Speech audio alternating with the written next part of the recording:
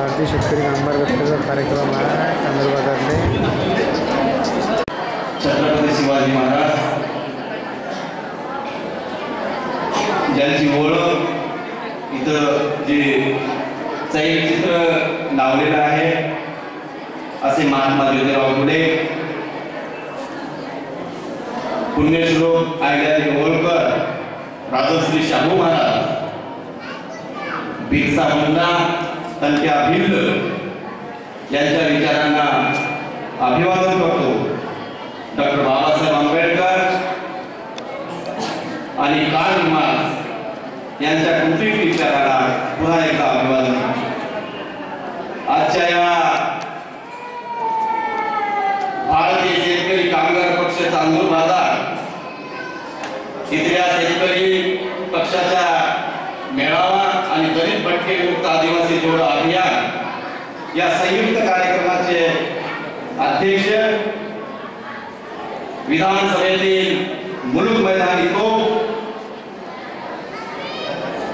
आदरणीय विवेकजी पाटील साहेब, त्याचबरोबर आजच्या या कार्यक्रमाला उपस्थित असलेले ज्यांनी तुम्हाला मार्गदर्शन केलं असे माननीय मंजुनाथजी गायकवाड, प्रदेश प्रवक्ता, त्याचबरोबर आजच्या या कार्यक्रमाच्या उद्घाटक माननीय डॉक्टर शर्मिला हांडे, महिला प्रदेशाध्यक्ष महाराष्ट्र राज्य, ज्यांनी सर्वांची आमची मला ओळख करून दिली असे आमचे सहसंपादक संग्रामचे संदीप चिमटे, या परिसरामध्ये काम करणारे नेतृत्व बाई सौदागरे, आयातबाई तंत्रपाळे, प्रभाकर देशमुख, धनंजय मंडगे, ठाकरे अरविंद यांनी मला आणि गजाळ समाज यांच्या प्रश्नांना वार्ता फोडण्यासाठी बऱ्याच वेळेस त्यांनी पत्र पाठवून इतक्या अडचणी आम्हाला कळवलेल्या आहेत। थोडं तुम्ही शांत बसलात तर आम्ही काय सांगणार आहोत हे तुमच्यामध्ये लक्षामध्ये इथं उभारलेल्या महिला बांधवांनो, या ठिकाणी उपस्थित असलेले विवेकजी पाटील यांच्या अनुषंगाने चिमटे यांनी माहिती सांगितली, म्हणून मी म्हणत असतो तुम्ही शेतकरी कामगार पक्षाच्या नेतृत्वाखाली सगळे एकत्र या। त्याचं कारण एक आहे, दलित असतील, भटके असतील, आदिवासी असतील, या सर्व लोकांनी शेतकरी कामगार पक्षाच्याच नेतृत्वाखाली काय एकत्र यायचंय त्याचं कारण एक आहे मानवानो की शेतकरी कामगार पक्षाचा विवेक जागा आहे। शेतकरी कामगार पक्षाचा विवेक जागा आहे आणि शेतकरी कामगार पक्षाच्या विवेकाचा जागा असल्याबरोबर जर तुमचा विवेक जर जागा झाला आणि शेतकरी कामगार पक्षाचा हा विवेक, दोन्ही विवेक जर एकत्र आले तर निश्चित या देशामध्ये, या महाराष्ट्रामध्ये, तुमच्या या मतदार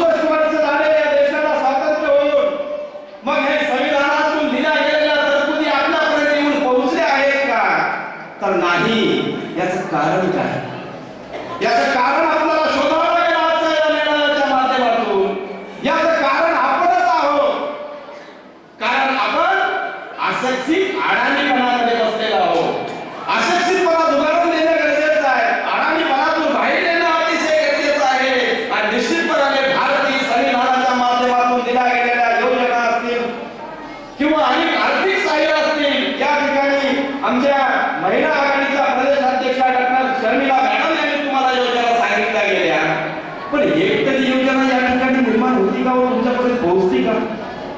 मग पोहोचत नाही, पोहोचून आणून देण्याचं काम कुणाचं आहे? इथल्या लोकप्रतिनिधीचं आहे. ज्यांना तुम्ही मतं दिली, ज्या लोकांना तुम्ही निवडणुकीमध्ये मतं दिली, त्या माणसाने या सगळ्या योजना तुमच्या दारामध्ये घरामध्ये आणून देण्याचं तुमचं त्याचं काम आहे. मला एक प्रश्न तुम्हाला या ठिकाणी विचारायचा आहे. जर तो माणूस ज्यांना तुम्ही मतं दिली, तो माणूस जर आपल्या योजना जर तुमच्याकडे आणून देत नसेल, आपलं हित जर साध्य करत नसेल, तर मग अशा माणसाला काय सांगायचं?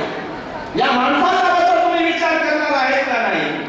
हा प्रश्न घेऊन मी या चांदूर बाजारमध्ये आलो. आमच्यासोबत आदरणीय आमचं नेतृत्व संपूर्ण महाराष्ट्राला भूषण असणार संदीपने त्यांचा उल्लेख केला. तुम्हाला सांगतो, एका दिवसामध्ये या बसलेल्या अध्यक्षांनी माननीय विवेक पाटलांनी 2200 पोरांना नोकऱ्या दिल्या. एका दिवसामध्ये 2200 पोरांना नोकऱ्या पनवेलमध्ये. मग पनवेलमध्ये होत आहे तर अध्यक्ष महाराजांना मला विनंती करायची आहे, या दृष्टिकोनातून आमच्या या भटक्या मुक्तामध्ये, दलितामध्ये, एमटीमध्ये, एसटीमध्ये या लोकांना या परिसरामध्ये देखील जर तसंच करायचं असेल तर आपल्या नेतृत्वाखाली हा समाज इथं काम करायला तयार आहे. तुम्ही फक्त आम्हाला पाठीवर हात टाकला, हे माणसं या ठिकाणी लढण्यासाठी तयार आहेत. ही ग्वाही मी या ठिकाणी देण्यासाठी या उपस्थित झालेला आहे. छोट्या छोट्या योजना असतात, मोठ्या योजना नाही. जास्तीत जास्त तुमचं काय प्रश्नच काय येतो की गदार समाज असेल, कोष्टी समाज असेल, माना समाज असेल, मटक्या मुक्तामधला धनगर समाज असेल, मुस्लिम समाज असेल, पारधी असेल. पारध्यांना तर साहेब ही चोरच आहे म्हणतात. पारधी समाजाला तर चोर म्हणून गणलं जातं. अरे खरे चोर तर तुम्ही महाराष्ट्राच्या विधानसभेमध्ये बसलेला आहे. खरे चोर तिथं आहे आणि त्यांचे प्रतिनिधी अनेक प्रशासकीय अधिकाऱ्यांच्या माध्यमातून या ठिकाणी वास्तव्य करत आहेत. अशा चोरांना तुम्हाला शोधावं लागेल. आपलं कोण आणि दूरचं कोण, शत्रू कोण आणि मित्र कोण ओळखा. आपलं हित करणारा पक्ष कोणता आहे, आपलं हित करणारे माणसं कोण आहे, या गोष्टी जोपर्यंत तुम्ही ओळखणार नाही तोपर्यंत आपला विकास होणार नाही. आपल्या विचाराचा माणूस ज्या ठिकाणी आपल्याला हे सगळं प्राप्त होतं त्या ठिकाणी जाणं अतिशय गरजेचं आहे आणि त्या अनुषंगाने तुम्ही या ठिकाणी काम करणं गरजेचं आहे. तुम्हाला साधी गोष्ट सांगतो, एक छोटीशी गोष्ट तुम्हाला सांगतो. ज्या काँग्रेसचा उल्लेख या ठिकाणी केला गेला, काँग्रेसचं तुम्हाला सांगतो एक ईस्ट इंडिया कंपनी सारखं सरकार चालवले, कंपनी चालवण्यासारखं सरकार चालवलेलं आहे. त्याच्या पुढील राष्ट्रवादी काँग्रेस, केलेली चूप आणि मेलेली चूप म्हणणारे या सरकार काय करतं तुम्हाला सांगतो, आदिवासींचा भटक्या विमुक्तांना दिला गेलेला जो निधी आहे, करोडो रुपयाचा निधी, 8.5 कोटीचा निधी आपल्या माणसाच्या बाहेर झाला नाही, आपल्याकडे ती प्राप्त झाला नाही. म्हणून पाण्याकडे सिंचन विभागाकडे आपल्या नावाचे पैसे सिंचन विभागाकडे वळवण्यात आले. आणि तुम्हाला सांगतो, अजित पवार सारखं माणूस एक कधीतरी करणारा उपमुख्यमंत्री जवळपास 60,000 कोटीचा घोटाळा करतो आणि आपल्या पैशातून. मग ही कधी आपण भानावर येणार आहोत, ही कधी आपण विचार करणार आहोत? म्हणून तुम्हाला सांगतो, आपल्या विचाराचे माणसं त्या ठिकाणी जाणं अतिशय गरजेचं आहे. तुम्हाला सांगतो, 10 जानेवारी 1938 ला डॉक्टर बाबासाहेब आंबेडकरांनी शेतकऱ्यांचा मोर्चा विधिमंडळावर काढला होता. 25,000 लोक त्या मोर्चामध्ये होते शेतकऱ्याच्या.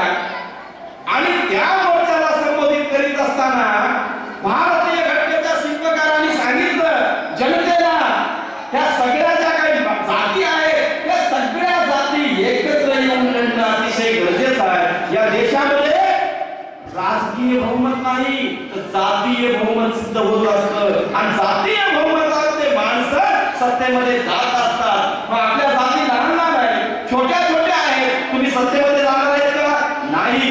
म्हणून तुम्ही एकत्र येणं गरजेचं आहे. जर तुम्ही एकत्र आलात तर निश्चित सत्तेची भागीदारी निश्चितपणे आपल्याला प्राप्त झाल्याशिवाय राहणार नाही. म्हणून बाबासाहेब त्यावेळेस म्हणाले, भाषणामध्ये बोलत असताना सांगितलं की काँग्रेसची आणि सर्वसामान्य माणसाची कष्टकऱ्याची कधीच मैत्री होऊ शकत नाही. पुढे जाऊन ती म्हणाले, उंदीर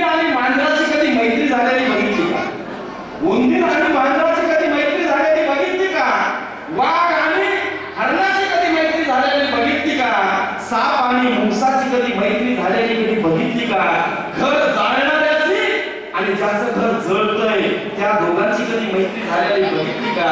तर कदापिही शक्य नाही, यांची मैत्री कधीच होत नाही. तशाच पद्धतीने माय मावळ्यांनो आपली कष्टकऱ्या समाजाची, शेतकऱ्याची आणि काँग्रेसची कधीच मैत्री होऊ शकत नाही.